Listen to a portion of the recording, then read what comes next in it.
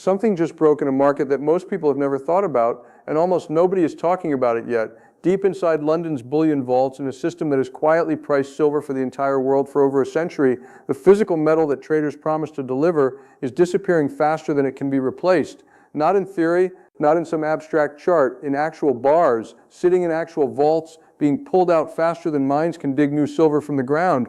And when a market that has functioned smoothly for generations suddenly starts showing cracks like this, history tells us it rarely stays quiet for long. I want to walk you through this carefully the way I would if we were sitting across a table and you'd ask me to explain what's really happening, not the headlines, but the mechanics underneath them. Because once you understand how this system actually works, you'll start to see why so many experienced investors are quietly repositioning right now, and why the psychology of the crowd usually catches on last after most of the move has already happened.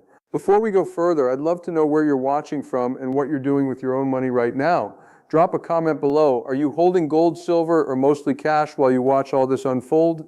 I read these and it genuinely helps me understand what everyday investors around the world are thinking and worrying about. Let's start with the foundation, because you can't understand what's happening in silver without understanding the plumbing underneath the entire global financial system. Most people think of money as something fixed and stable. A dollar is a dollar, a pound is a pound. But money in the modern era is fundamentally an elastic thing. Central banks can expand it, contract it, make it more available or more scarce, largely through the tool of interest rates. When a central bank like the Federal Reserve lowers interest rates, borrowing becomes cheaper, which encourages spending, investment, and risk-taking. When it raises rates, the opposite happens. Borrowing becomes expensive, spending slows, and capital tends to flow towards safer, income-generating assets like government bonds. This single lever, the interest rate, is one of the most powerful forces in the entire global economy because it changes the opportunity cost of holding non-yielding assets. Gold and silver don't pay interest, they don't pay a dividend. So when interest rates are high, holding them means giving up the income you could have earned elsewhere, and that makes them less attractive to short-term traders.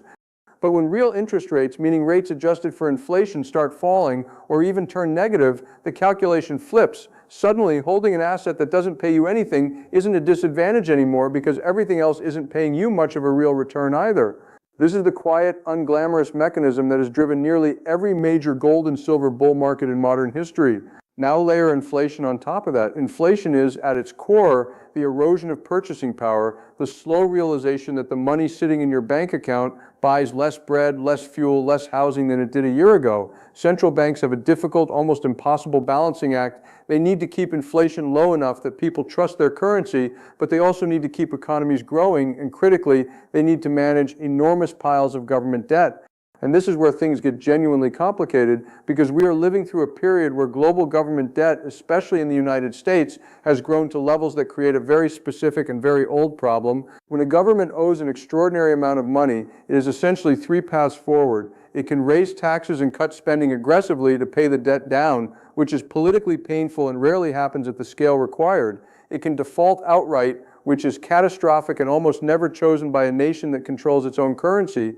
Or it can quietly inflate the debt away, letting the value of the currency erode over time so that the debt becomes easier to service in real terms, even if the number on paper stays the same.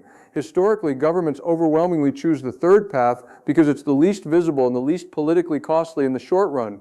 Economists sometimes call this financial repression, keeping interest rates below the rate of inflation so that debt holders slowly lose purchasing power without anyone having to admit that a default is happening in slow motion. This is not a new story. It has happened before many times. In the late 1970s, the United States faced a similar combination of high government spending, high inflation, and a currency under pressure. Investors who understood what was happening moved into hard assets. Gold rose from around $35 an ounce to over $800 by 1980, and silver saw an even more dramatic percentage increase. That wasn't magic.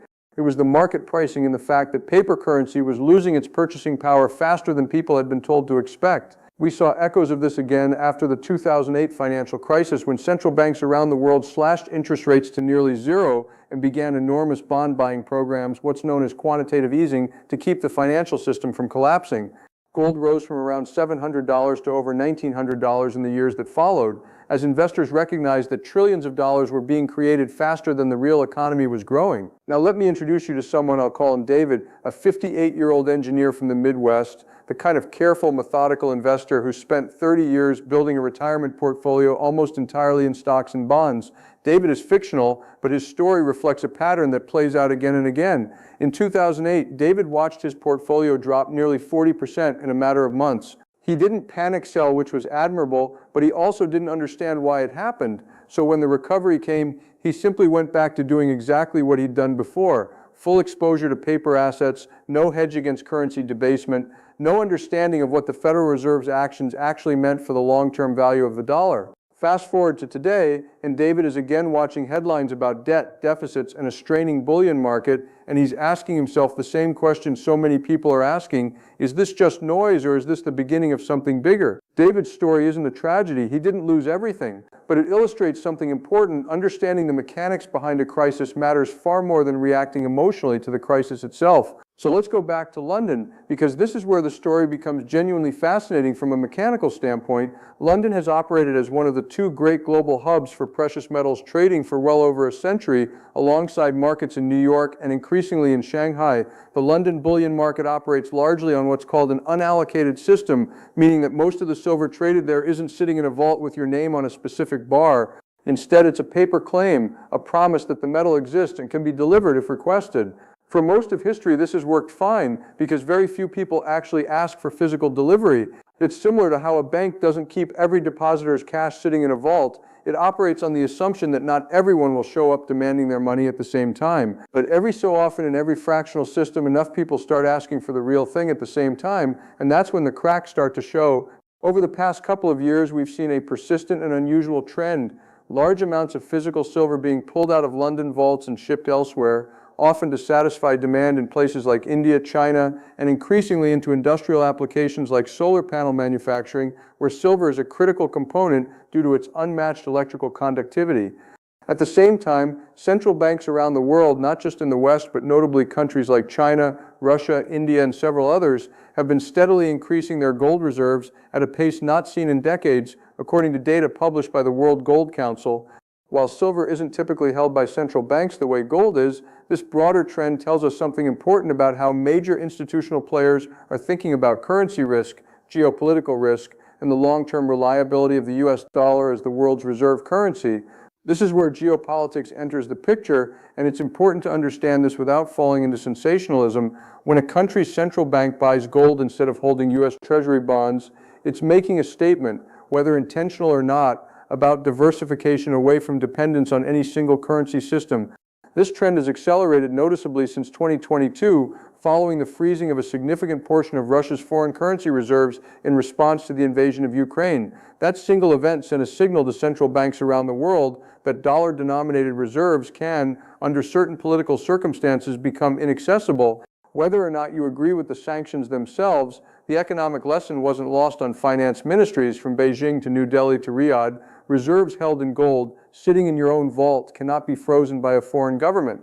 That is a powerful, sobering incentive, and it helps explain why gold buying by central banks has remained elevated for several consecutive years now. Silver sits in an interesting position because it's both a monetary metal with thousands of years of history as currency and an industrial metal essential to electronics, solar energy, and medical technology. This dual identity means silver demand is being squeezed from two directions simultaneously: investors seeking a hedge against currency debasement and industries that physically cannot function without it.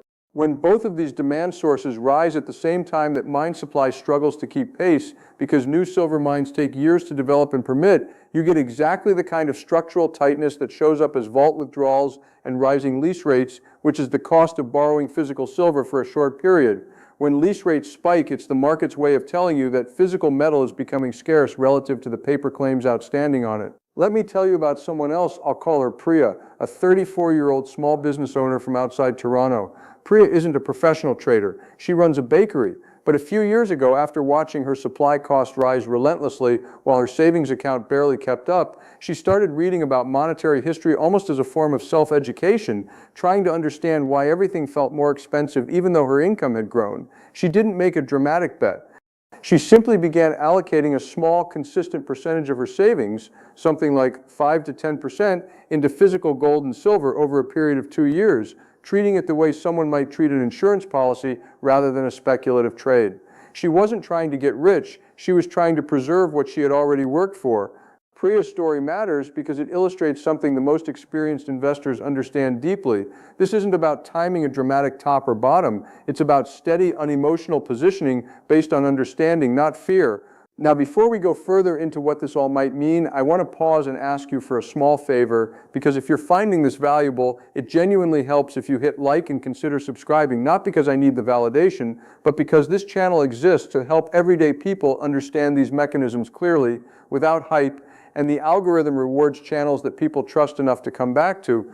And I genuinely encourage you to stay until the end here, because everything we've discussed so far, the interest rates, the debt cycle, the central bank buying, the London vault story, all of it connects into one final insight that ties the entire picture together, and I think it's the most important part of this whole discussion. Let's talk now about the psychology of all this, because markets are not simply mathematical systems. They are deeply human systems, and understanding human behavior is just as important as understanding monetary policy. There's a fascinating body of research in behavioral economics and neuroscience showing that our brains process financial fear and financial greed through some of the same ancient neural pathways that once helped our ancestors survive physical threats.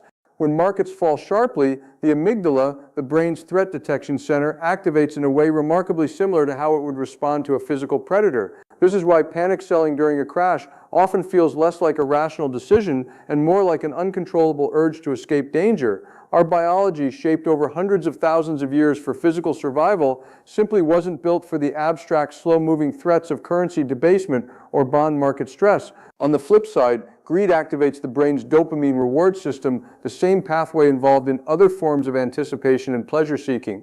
This is why rising markets often become self-reinforcing in the short term. People see prices going up, their brains register a reward signal, and they buy more, which pushes prices higher still, right up until the point where the fundamentals can no longer support the enthusiasm and the cycle reverses sharply. Understanding this isn't just academic, it's practically useful, because if you know that your own brain is wired to panic at exactly the wrong moment and get greedy at exactly the wrong moment, you can build systems and rules for yourself in advance when you're calm, rather than trying to make good decisions in the middle of an emotional storm. This brings me to a third story, and this one carries a slightly harder lesson. I'll call him Marcus, a 26-year-old who got into trading during the enormous market volatility of 2020 and 20. Marcus made real money during that period, riding momentum in various speculative assets, and like many young investors during that time, he began to believe that his success reflected skill rather than an unusually favorable environment. When markets began to normalize as central banks raised interest rates aggressively starting in 2022 to fight inflation, Marcus held on too long, convinced that the same momentum would return, and he gave back a significant portion of his gains, along with money he could not comfortably afford to lose. Marcus's story isn't included to embarrass him, it's included because his experience is remarkably common, and it illustrates a crucial lesson about the difference between speculation and long-term wealth preservation. The investors who tend to do well across full economic cycles are rarely the ones chasing the fastest moving asset.